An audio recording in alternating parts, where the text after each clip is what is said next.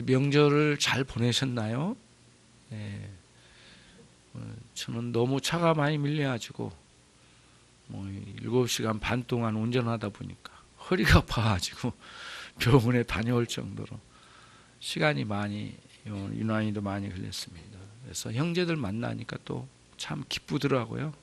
부모님 뵙고 오랜만에 또 산에도 산책도 하고 같이 그런 사랑을 나누다 왔습니다. 여러분들에게도 의미 있는 명절이 됐을 거라고 생각하고요.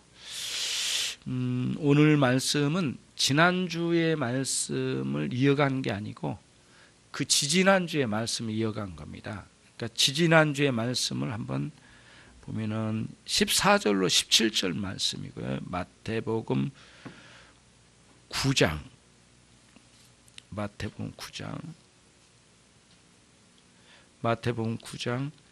오늘은 18절로 26절인데요. 제가 한 절, 여러분 한 절 먼저 교독한 다음에 말씀을 이어가도록 하겠습니다. 예수께서 이 말씀을 하실 때에 한 직원이 와서 절하고 가로되 내 딸이 방금 죽었사오나 오셔서 그 몸에 손을 얹으소서 그러면 살겠나이다 하니 12해를 혈루증으로 앓는 여자가 예수의 뒤로 와서 그의 옷 겉옷가를 만지니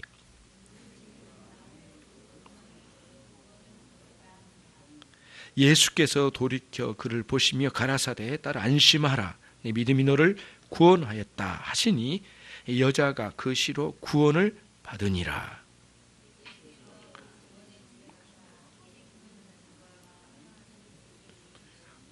가라사대 물러가라 이 소녀가 죽은 것이 아니라 잔다 하시니 저들이 비웃더라.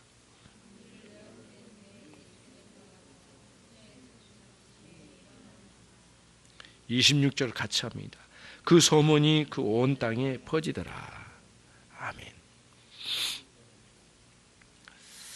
여러분 이 사건이 안에 다른 사건 아니라 들어온 거예요. 두 가지 사건이 끼어들어온 겁니다. 그러면은 제가 좀 말씀드린 대로 한번 해보세요.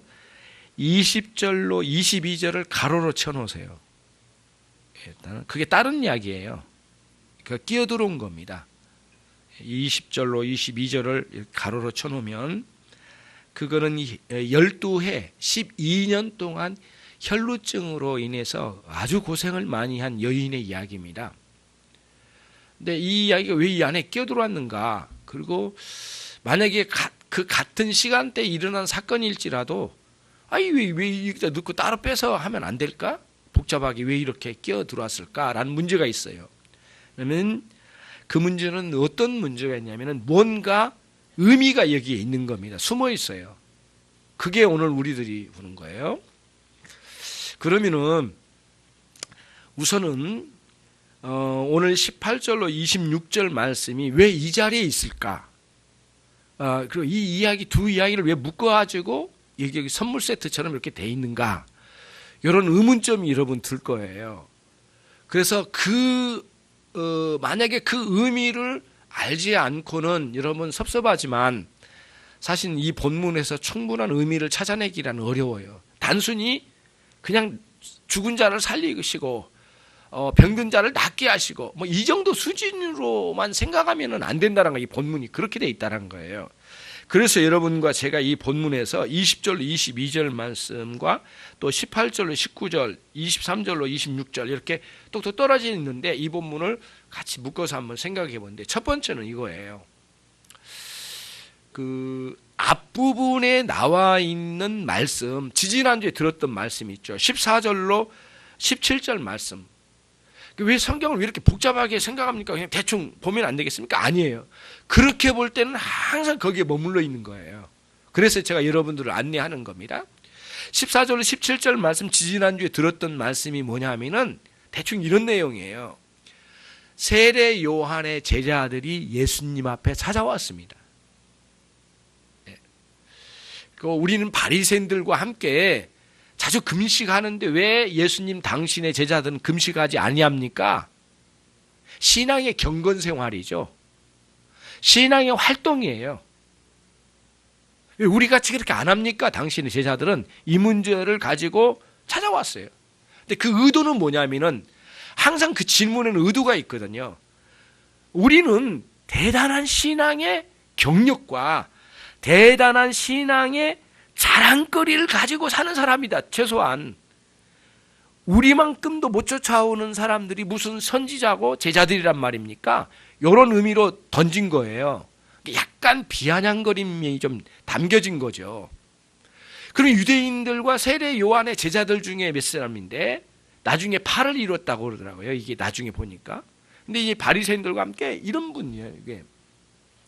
이 사람들이 가지고 있는 신앙이 유대인들의 유행을 탔답니다.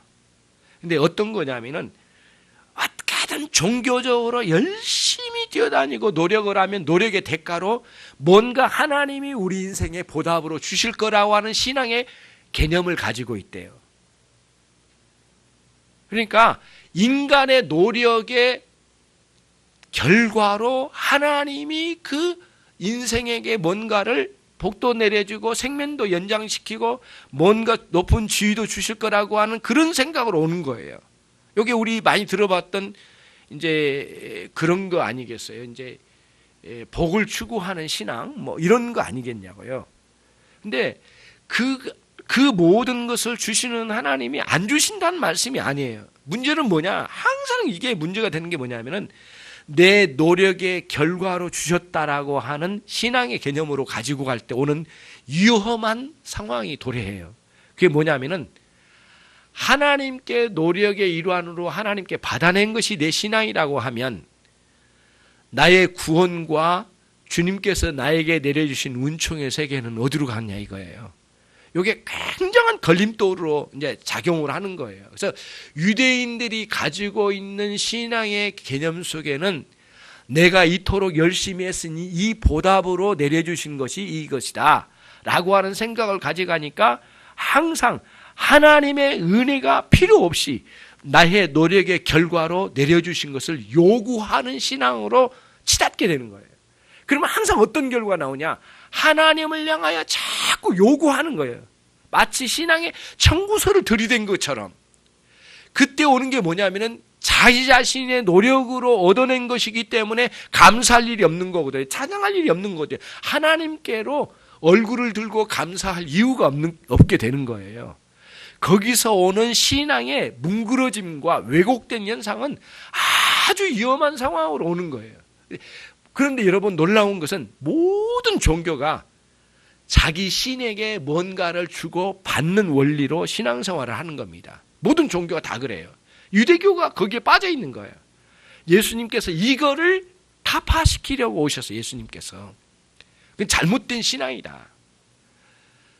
너희들의 노력의 일환으로 주신 것이 아니라 하나님께서 전적으로 선물로 너희의 생명도 주시고 너희의 기운도 주시고 너희의 재물도 주시고 너희에게 모든 것을 필요로 하는 것을 공급하여 주신다라는 하나님의 은혜의 관점으로 신앙을 이 기독교 신앙을 가르쳐 주신 거예요. 주님이. 그러면서 하신 말씀이 뭐냐 하면은 너희는 그토록 노력의 일환으로 열심히 하여 하나님께 받아내려고 하는 신앙의 개념을 가졌지만 너희는 틀린 거다.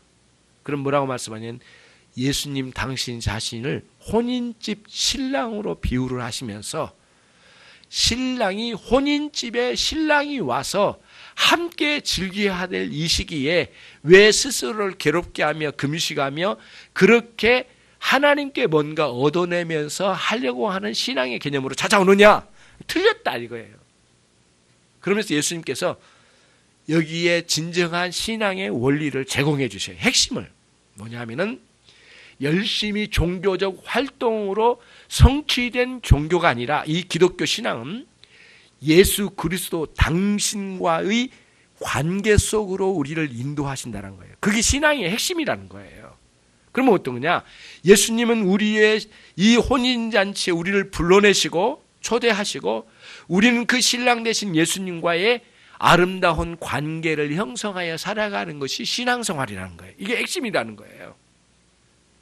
그러니까 나 예수 그리스도가 혼인집의 신랑이니 내가 가지고 온 이 선물과 내가 가지고 온 이 혼인집의 이 즐거움을 너의 인생을, 너의 신앙생활의 모든 즐거움과 기쁨을 나 예수 그리스도로 말미암아 누리거라.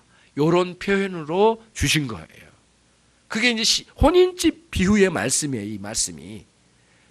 그게 이제 이 핵심이란 말이죠. 그러면서 왜곡되고 거짓된 신앙의 원리를 가지고 온 유대인들에게 그것이 버려져야 될 것이라고 이야기하시면서 이런 새 헝겊으로 옛날에 낡은 옷에다가 엮어가지고 이게 기워서 옷을 입는 사람이 없다. 그런 어르신 사람이.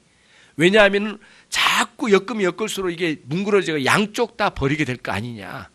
심지어는 낡은 부대에 포도주를 넣는다면 그거 다 쏟아지고 마야 할 거다. 그러므로 낡은 부대는 다 버려야 될 것이다 라고 하는데 그때 구약의 말씀을 버린다는 그런 개념이 아니라고 내가 말씀을 드렸죠.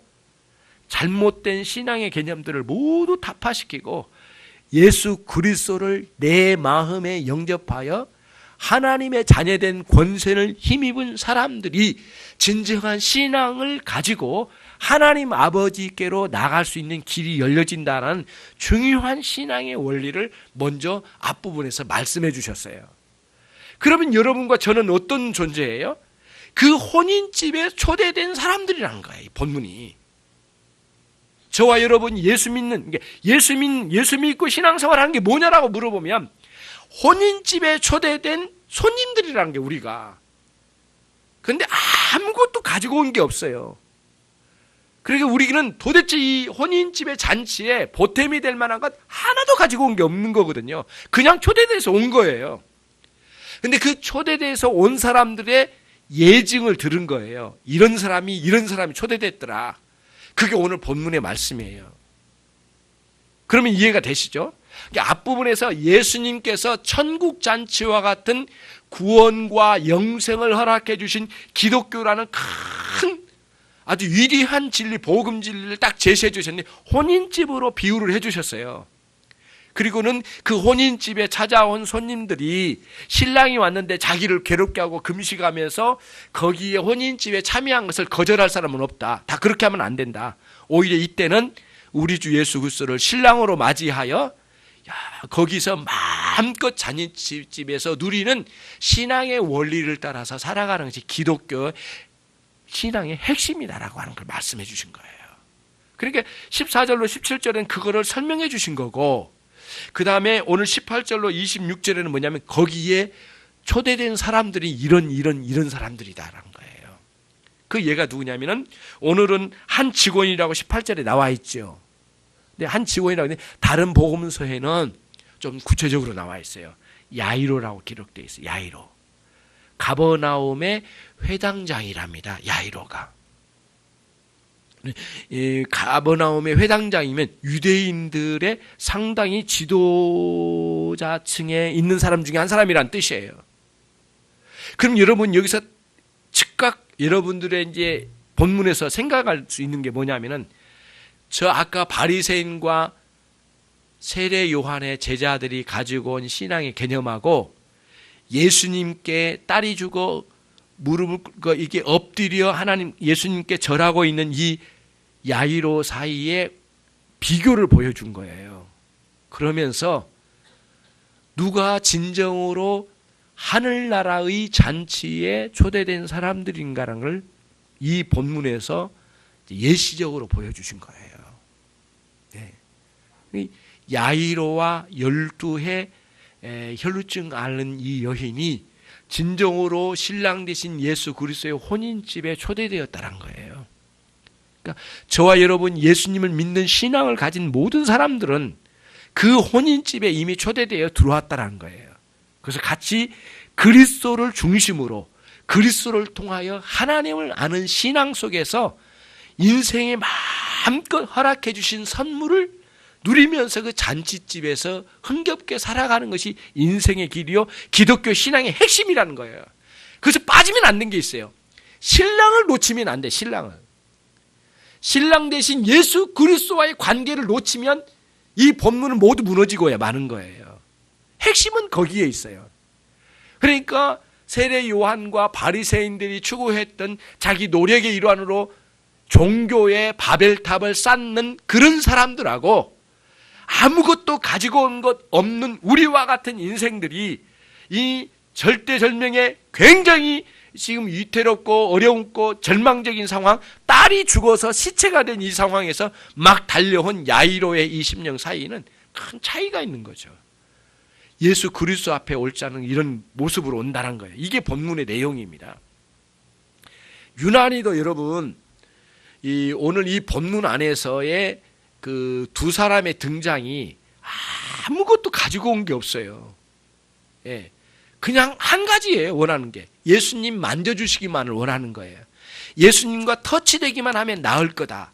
예수님 그냥 손만 얹어주시면 살아날 거라. 요 믿음밖에 없거든요. 아무것도 없어요. 자기 공로가 하나도 없는 사람들이에요. 딸을 잃어버렸는데 뭐 가져올 게 뭐가 있습니까, 지금? 예. 아무것도 없어요. 오히려 가지고 온 것은 절망뿐이에요. 죽음만 가지고 왔을 뿐이라는 거예요. 그게 이 본문에서 잔치집에 참여한 손님들의 모습이라는 거예요. 저와 여러분이 동일한 사람들이에요. 우리가 하나님께로 뭘 가지고 왔느냐고요. 예. 헌금을 가지고 왔다고요. 천만의 말씀. 하나님께 우리가 보답으로 하나님께 뭔가 보답으로 받아내기 위해서 헌금 가지고 간 적 한 번도 없고, 하나님은 그렇게 하신 적이 없어요. 예. 하나님 배고프셔서 기다리신 하나님이 아니시잖아요.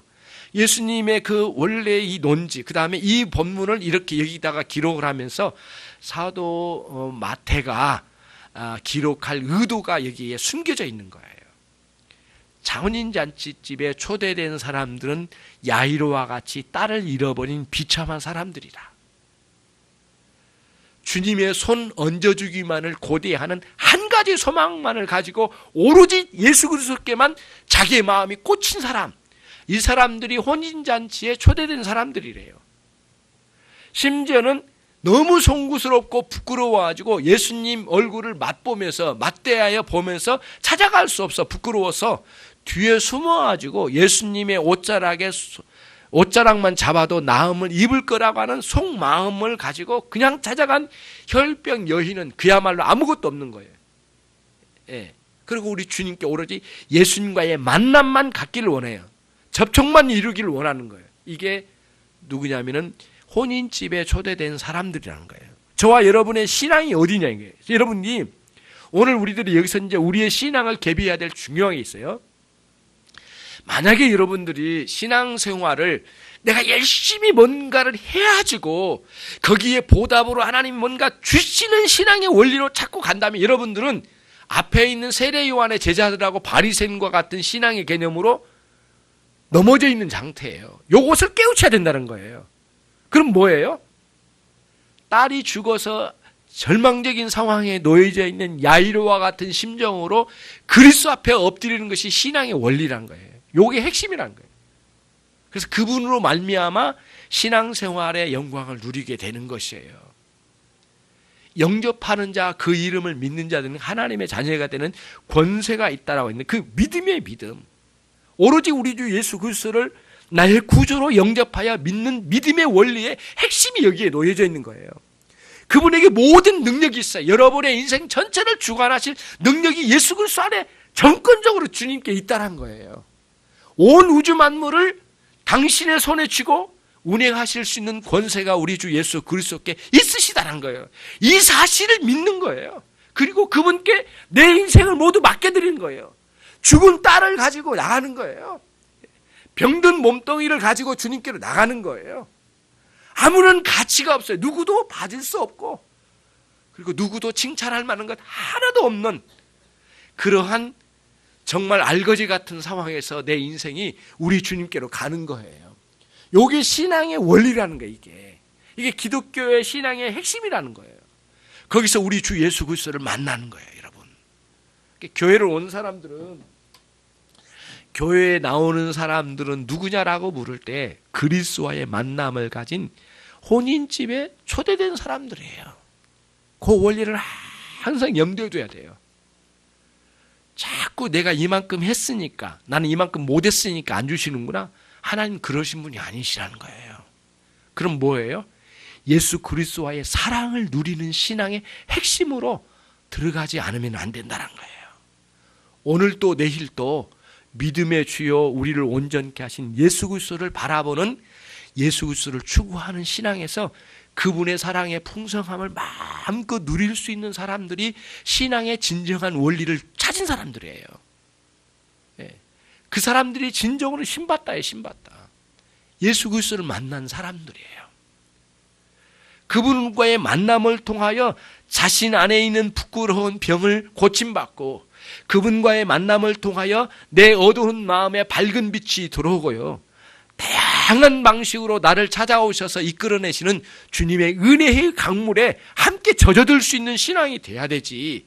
내가 노력한 만큼, 내가 밭대기에 밭을 파고 뭔가 땅을 파가지고 뭔가 열심히 노력한 만큼 심은 만큼 거두리라고 하는 원리를 가지고 막 나가면은 위험스러운 게 참으로 많은 거예요. 거기에는 참으로 위험한 요소들이 많이 담겨져 있어요. 이게 이 오늘 본문의 내용이에요. 그래서 한번 야이로가 어떤 모습으로 가는가 한번 보시자고요.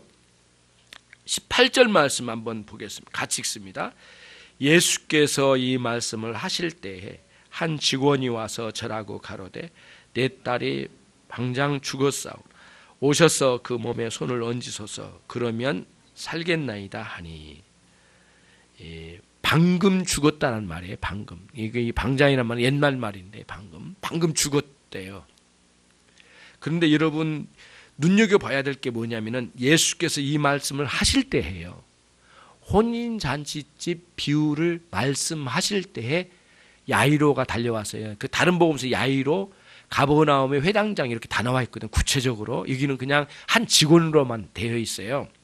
막 달려 나온 거예요. 그 혼인집 잔치 이야기를 해주실 때. 근데 마태는 그 순간 예수님께서 가르치신 내용도 집중했지만 그때 찾아온 야이로를 대하신 주님의 태도와 그리고 그 야이로의 딸을 살려주신 장면을 아주 유심히 봤던가 봐요. 이 사람이 진정으로 혼인집 잔치집에 초대된 사람이었구나. 근데 봐라. 그럼 이게 뭐지? 그렇게 도도하게 나오는 유대인들의 종교인들과 딸이 죽어서 절망 가운데 허겁지겁 달려온 야이로 사이에 비교를 보는 거예요. 할 말이 없는 거예요. 왜 할 말이 없어요? 유대인들이 이런 거예요. 여러분 이 본문에서 이렇게 항변하는 거예요. 이 본문이 그렇게 나오지는 않았는데 이 내용 전체 뉘앙스에 항변한 내용인 거예요. 유대인들 당신들 봐라. 야이로가 딸이 죽어 허겁지겁 달려왔을 때 그 죽음 앞에 너희들은 하는 것이 뭐냐? 너희들의 경건과 열심히 노력하고 종교의 열심을 가지고 나왔던 너희들은 이 죽음 앞에 단 한마디로 말할 수 있는 게 뭐가 있었더냐? 그러나 너희들이 그토록 멸시했던 예수 그리스도의 손 얹어 주심으로 한 영혼이 죽음에서 생명으로 옮겨진 것을 보았냐? 이것이 곧 생명의 주관자이신 예수 그리스도의 실체를 드러내는 것이 아니고 무엇이냐? 우리의 신랑 되신 예수 그리스도의 은총을 입고 나가야 할 우리의 신앙의 기독교 신앙의 원리가 여기 있지 않느냐? 너희 그처럼 종교의 바벨탑을 쌓으면서 그토록 교만하게 편견과 오만에 가득 찬 너희의 종교를 폐기시키고 우리 주 예수 그리스도 앞에 무릎을 꿇는 게 맞지 않겠느냐? 이런 항변이 이 본문에 담겨져 있는 거예요. 여러분 우리들이 신앙생활하면서 많이 넘어진 부분이 뭐냐면은 예수님과의 만남이 무너진 것을 알아차리지 못한 게 최대의 위험한 거예요. 이게 우리의 신앙이 다른 게 문제가 아니에요. 그리스도와의 끈끈한 사랑의 관계, 그분을 의존하고 내 인생 전체를 그리스도께 의존하고 그분과의 만남 속에서 그분의 영생을 주신 것을 마음껏 누리며 그분을 사랑하고 그분을 흠모하며 그리워하면서 살아가는 신앙생활의 원리를 놓쳐버린 것이 신앙의 무너짐이거든요. 다른 게 아니에요. 교회에 한두 번 못 나온 게 문제가 아니라 그게 문제가 아니에요. 그리스도와의 만남을 잃어버린 게 문제란 거예요. 아무리 교회를 열심히 나와도 주님 내 인생에 멀리 가 있고 그리고 마치 자신은 그렇지는 않았지만은 유대인들과 다를 바 없는 예수 그리스도를 멸시해버리고 혼인집 잔치의 신랑이 아니라 보잘것없는 거지들과 함께 먹고 사는 그런 선지자에 불과한 사람으로만 여겼다면 그게 우리들이 예수님과의 관계가 흐트러질 때 오는 현상이에요. 그러니까 유대인하고 다를 게 없는 그런 곳에 자주 우리들이 넘어진다는 거예요. 이 본문의 핵심이 이제 그겁니다. 예. 그러면서 유대인들에게 말하는 거예요. 니네들은 종교적인 바벨타워 싸움에서 도도하게 예수를 향하여 제자를 향하여 비아냥거리고 비꼬았지. 그러나 야이로의 딸이 죽었다고 허겁지겁 달려왔을 때 너희는 한마디로 할 수 있는 게 뭐냐? 마음이라도 있느냐? 살릴 마음이라도 있느냐? 너희는 없다. 그것을 마태가 이 본문에 그대로 이어서 쓰게 된 이유인 것 같아요. 그리고 야이로의 딸을 살리는 방식하고 그 다음에 12해 12년 동안 혈루증으로 사람들의 더러움 때문에 사람들이 많이 피해서 도망다녔을 거예요. 12해 동안에 피 흘리는 이 여인의 안타까운 이 병세에 그러니까 양쪽 다 굉장히 비슷한 그 마음을 가지고 왔어요. 둘 다 뭐냐면 예수님과의 접촉만 이루면은 죽은 자가 살아나고 병든 자가 나음을 입을 거라고 하는 믿음이었어요. 그 믿음이 같은 동일성을 좀 가지고 있어요. 이 본문이 그런 의미가 있습니다. 이 본문에는 나오지는 않는데요. 다른 복음서에 뭐냐면 이 여인이 뒤에 조용히 가가지고 예수님의 옷자락을 잡았습니다. 그 순간 예수님 당신 자신이 확연하게 느꼈어요. 내 안에서 능력이 나갔는데 내 뒤에서 찾아와 나를 만진 자가 누구냐라고 물으셨어요. 돌아봤더니 얼굴도 들지 못하는 혈루병 12회 혈루병 환자인 이 여인이 아무 말 못하고 있는 그 여인에게서 네 믿음이 너를 구원하였느니라 주님께서 거기서 구원을 선포하세요. 그럼 이게 뭐예요? 예수님은 구원의 주체를 하신 거예요. 예수님은 우리에게 생명을 주시는 저와 여러분 지금 이 생명을 부지하고 있는 이 생명, 육신의 생명뿐만 아니라 영적인 생명까지도 제공하시는 예수 그리스도의 위대성을 여기서 다 드러낸 거예요.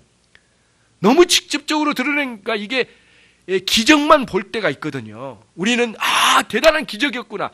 기적 자체만이 아니라 주님의 능력과 주님이 어떤 분인가를 알아가는 게 중요해요. 이 본문에서. 왜냐하면 그때도 죽은 자를 살렸지만 오늘날 또 죽은 자를 살리시는 하나님이시거든요. 여러분. 예.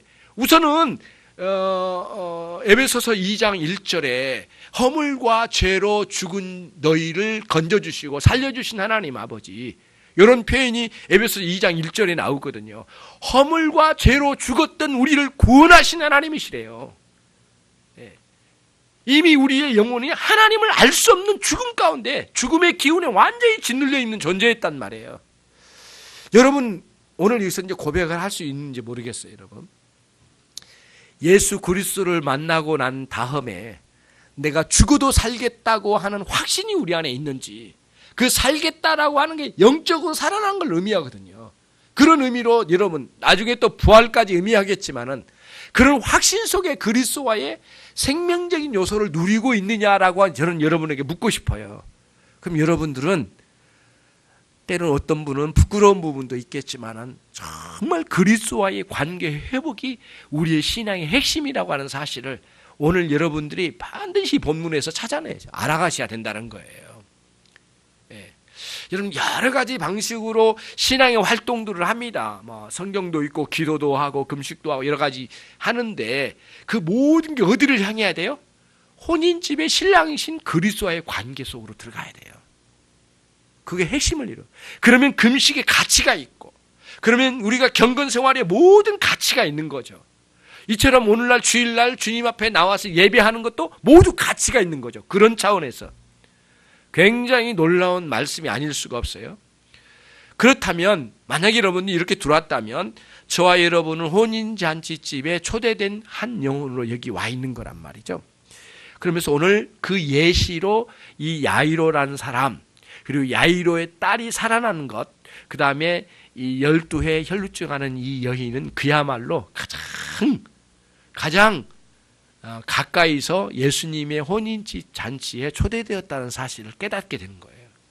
여기서 이제 마태가 큰 깨달음을 가진 것 같아요. 그리스도와의 만남을 통하여 생명을 회복시키고 병든 자를 새롭게 하신 예수님의 그 능력을 힘입은 이 사람들이야말로 진정으로 혼인집에 초대된 손님들이니 저와 여러분과 이 야이로의 신앙이 다르지 않는 신앙인데 그 핵심은 예수 그리스도를 나의 구주로 영접하고 예수 그리스도와 함께 생명을 누리고 내 인생 일생 동안 그리스도와 함께 발맞춰 살아가고 영원토록 그분과 함께 하나님의 은총을 누리면서 살아갈 수 있는 길이 열려졌다라 하는 것이 면에서 야이로와 우리 사이는 동일한 믿음을 가지고 주님 앞에 접근한 거예요. 그런 차원으로 이 본문을 우리에게 설명해 주고 있다, 이런 말씀이에요.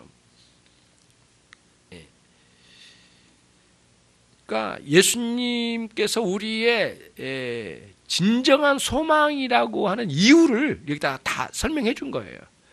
죽은 자를 살리신 예수 그리스도이기 때문에 우리는 그분이 우리의 소망이라는 사실을 분명하게 알게 된 거고요.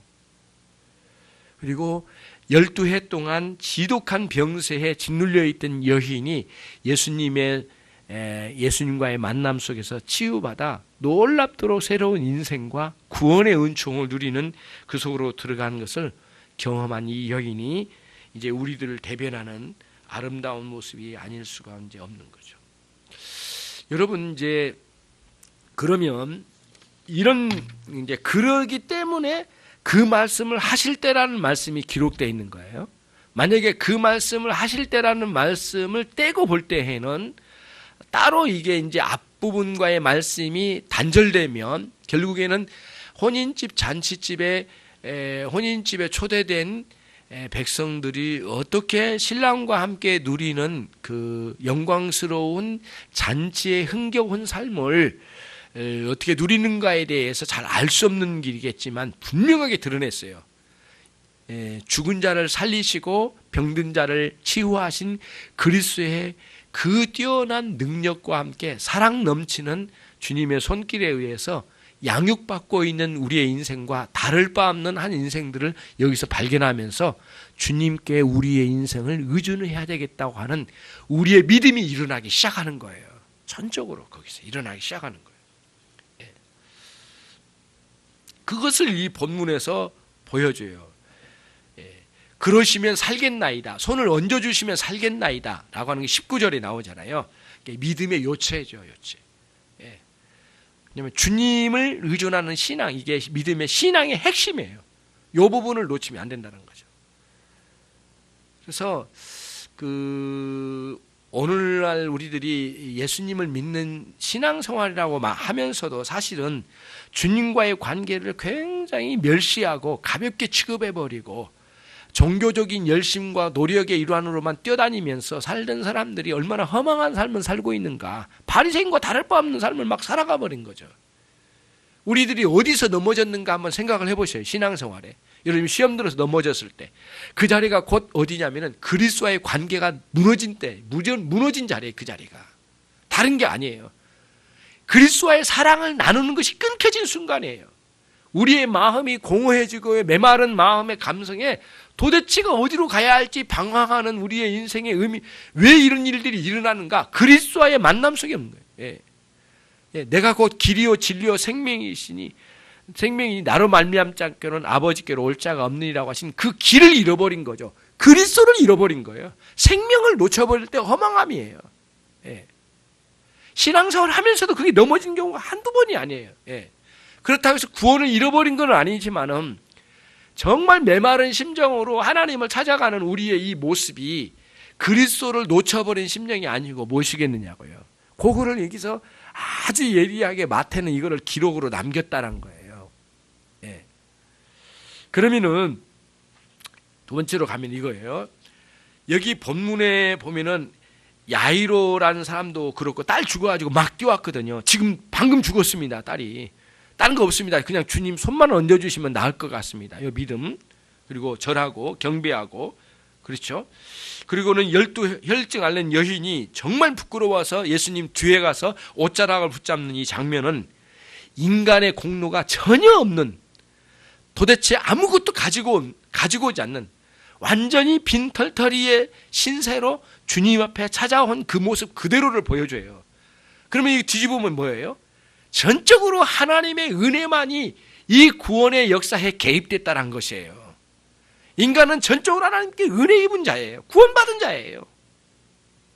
그 원리 안에서 그토록 사랑이 많으시고 자비하신 우리 주님을 향한 우리의 인생을 내거는 거예요. 주님은 하실 수 있으십니다. 내 인생 전체를 이끌어 가실 수 있는 분이고 이미 내 인생의 주인 되십니다. 주인이 주인 것을 다스려야지 무엇을 다스리겠습니까? 주님을 향하여 내 인생을 모두 맡겨드릴 수 있는 신앙의 원리를 가지고 주님 앞에 나가는 그런 심령이 이 본문에서 아주 절절히 흐르고 있는 그런 장면이에요. 그러고 보면 우리의 신앙생활을 이렇게 살다가 보면은 오염된 것들이 자꾸 우리 안에 들어옵니다. 그래서 종교적 왜곡된 생각과 또는 이렇게 이제 종교적으로 편견 같은 것들을 많이 가지고 가면서 참으로 주님과의 애틋한 사랑의 관계를 누리면서 살아가는 신앙의 원리를 별로 가치 있게 생각하지 않는 사람이 우리 안에 있다면 이거는 오늘 이 시간, 이 순간 이 본문에서 우리가 회개해야 될 부분이라는 거예요. 그것이 이 본문의 의미가 담겨져 있는 것이죠. 그걸 여기서 보여주고 있어요. 여러분 이런 원리는 여러분이 이제 이 본문에서 놓치지 말아야 될 게 있어요. 구약에서도 많은 기적이 있죠. 굉장히 많은 기적들이 있어요.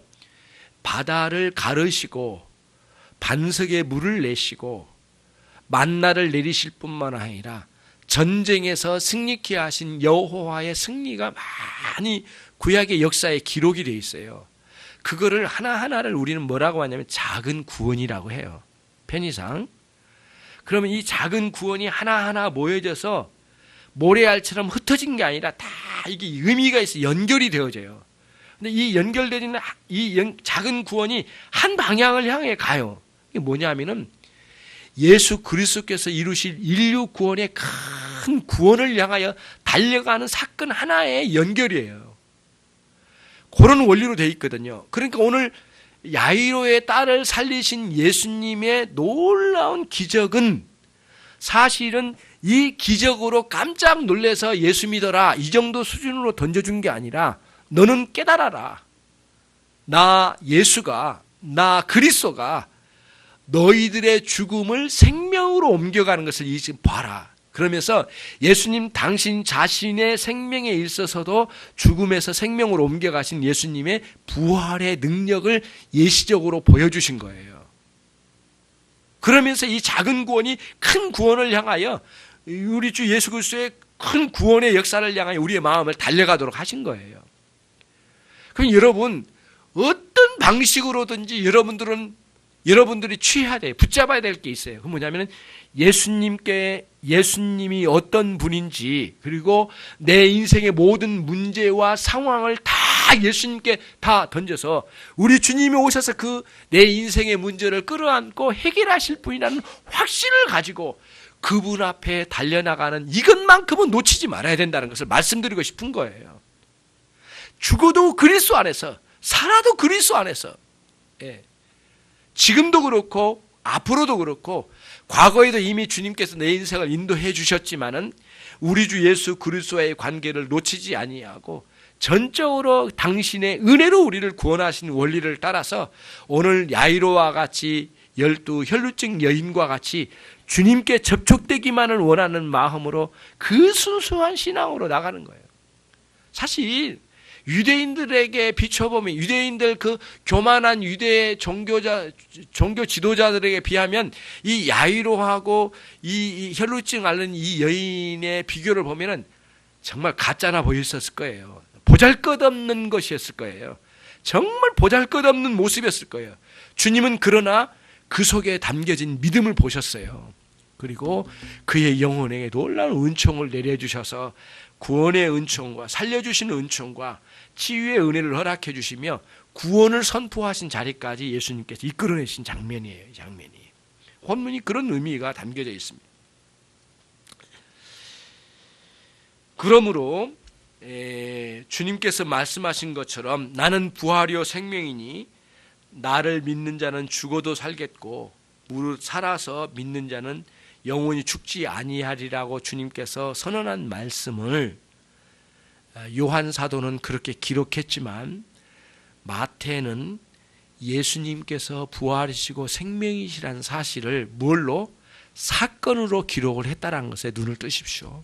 그러면 이 두 의미가 하나로 연결된 거예요. 예수님은 부활의 근원이시고 부활 자체이시고 예수님은 생명이고 생명의 근원이시라는 거예요. 그런데 오늘 이 본문에서는 예수님께서 생명이고 부활이시고 그 생명의 근원이시라는 사실을 무엇으로? 당신 자신의 능력으로 사건을 통하여 계시해 주셨다는 거예요. 이거는 사건으로. 요한 사도는 자기의 11장 25절에서 요한복음에서 그 말씀의 내용으로 계시해 줬지만은 오늘 여기서는 뭐예요? 사건으로 이걸 계시해 주신 거예요. 영원히 죽어도 살게 될 그리스도와의 함께 그리스도 안에서 있는 거죠. 그래서 로마서 5장 12절에 이 말씀이 담겨져 있는 거예요. 이유가 뭐냐면은 모든 인류는 아담 안에서 죽었지만 다시 모든 인류는 그리스도 안에서 살게 되리라. 굉장히 의미 있는 말씀이거든요. 아담 안에서 모두 죽었어요. 아담의 범죄와 함께 우리 모든 인류는 영원한 사망으로 떨어졌다는 거예요. 그런데 예수 그리스도 안에서 다시 살게 됐다는 거예요. 이 말씀을 이제 로마서에서 말씀해 준 거죠.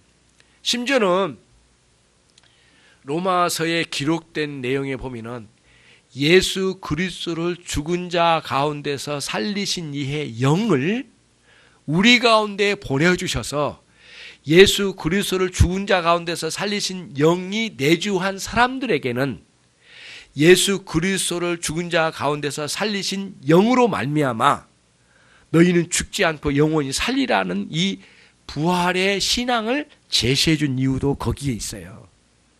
당시에 주님은 그 순간에 죽은 자를 살리신 방식으로 계시해 주셨는데 지금은 그 방식이 아닐지는 몰라요. 지금 어떤 방식이에요? 지금도 죽은 자를 살리실 수 있는 능력이 없으신 건 아니면 지금 어떤 원리예요?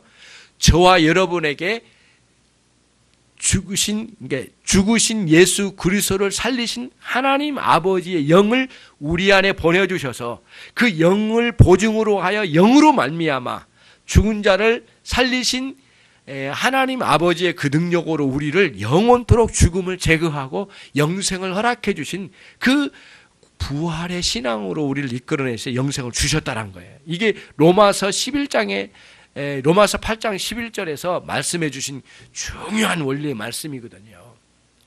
그러면 여기서 이제 나오는 거예요.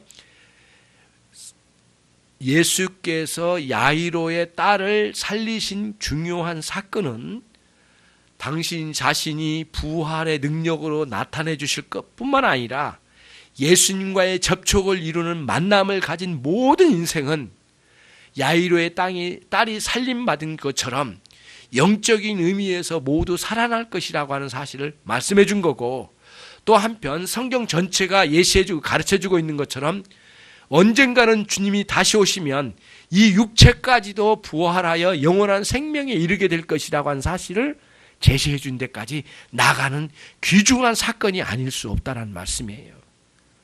그러므로 우리는 이 본문에서 결론을 내려보는 거예요.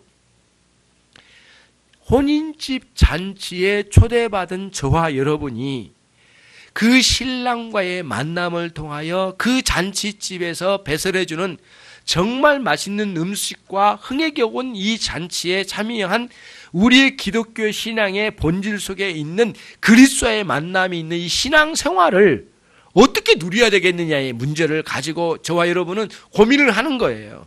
그건 뭐냐? 주님과의 만남이에요. 날마다 그리스도를 내 마음에 영접하여 살아가는 원리를 따라 그분과 함께 즐거워하는 신앙생활을 누려야 된단 말이에요. 그러면 그 누리는 방식은 말씀 속에서 많이 제시되어 있고, 그 누리는 능력은 성령의 내 안에 능력으로 역사하심으로 누리게 돼요.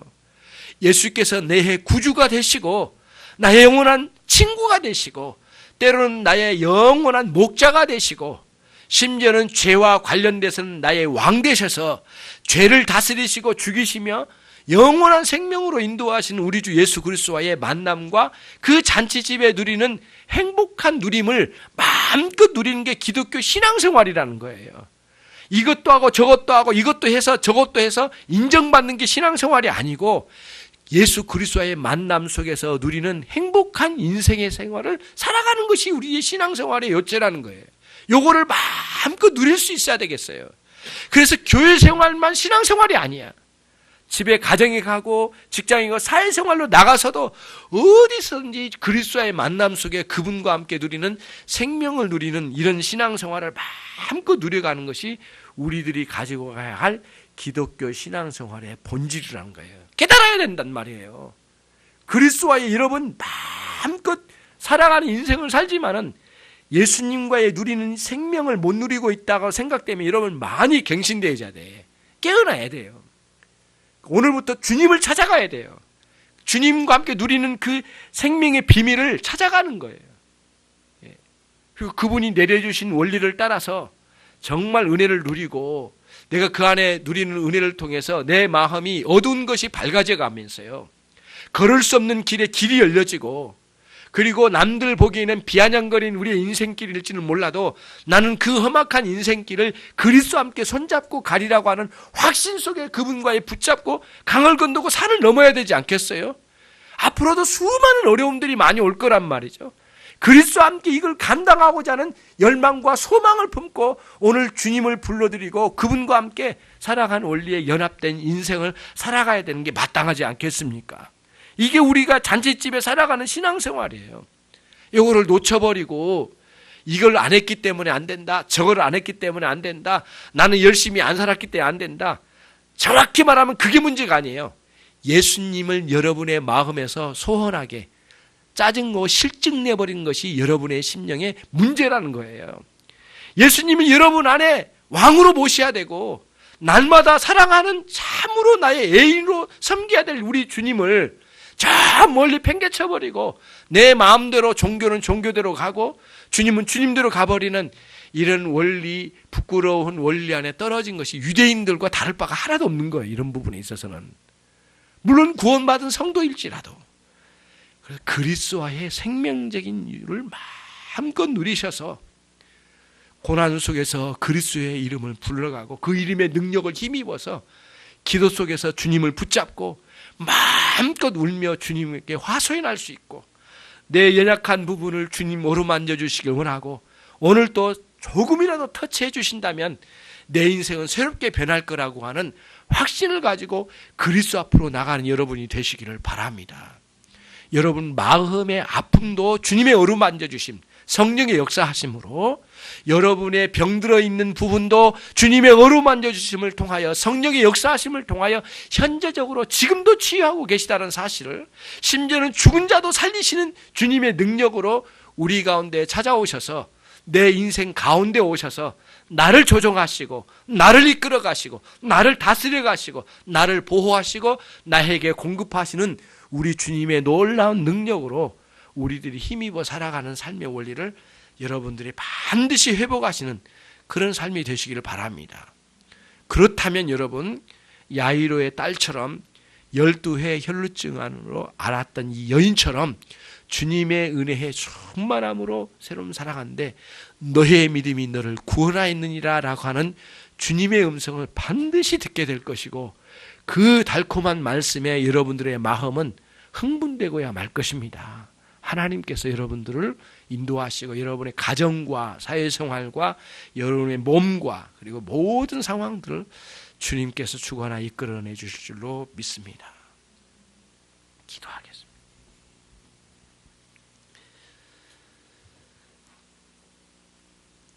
자비와 긍휼로 풍성하신 하나님 아버지, 독생자 예수 그리스도를 우리 가운데 보내주셔서 비참할 때 이름없는 저희들에게 찾아오시게 하시고 우리에게 하나님의 위대한 사랑을 공급해 주셨습니다.